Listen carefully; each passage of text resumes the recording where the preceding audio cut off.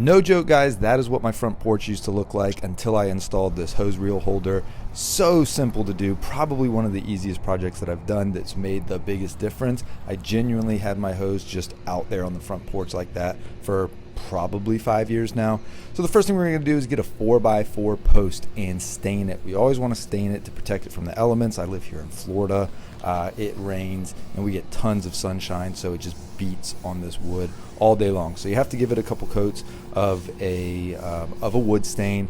This one is what was there, English something, but it went on really well, a very good color. And what I'm doing here is using a paintbrush, and you're going to see you see how I just left it there.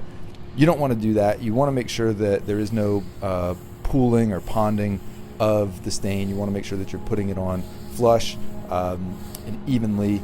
It doesn't take much. It goes a lot further than paint does. So if you're going to be staining it, you really just need to dab a little bit, and you can do an entire 4x4 post like that very, very quickly and very inexpensively. First thing that we're going to do is use some post hole diggers to dig where I want the hose to go. And I think it was maybe 5.5 feet tall, 5 feet tall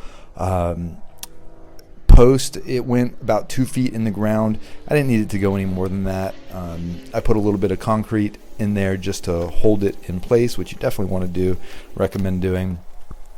You can also use Quikrete. This was standard concrete mix, but if you use Quikrete, that thing will be dry in 20 or 30 minutes, which makes attaching things to it very easy to do.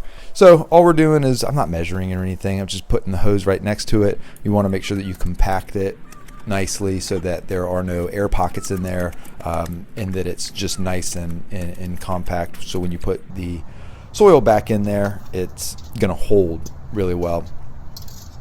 Obviously, you want to measure it to make sure, or level it to make sure that it's standing straight. Otherwise, you're going to look kind of funny if your post is tilted to the side a little bit. Once again, just compacting it in a little bit more.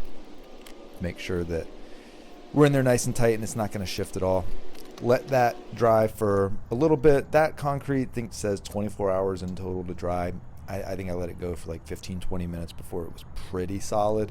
Again, I'm just using post holes, or I'm just using one single post. If I was doing a fence or something, I would make sure it's entirely dry and has turned to concrete.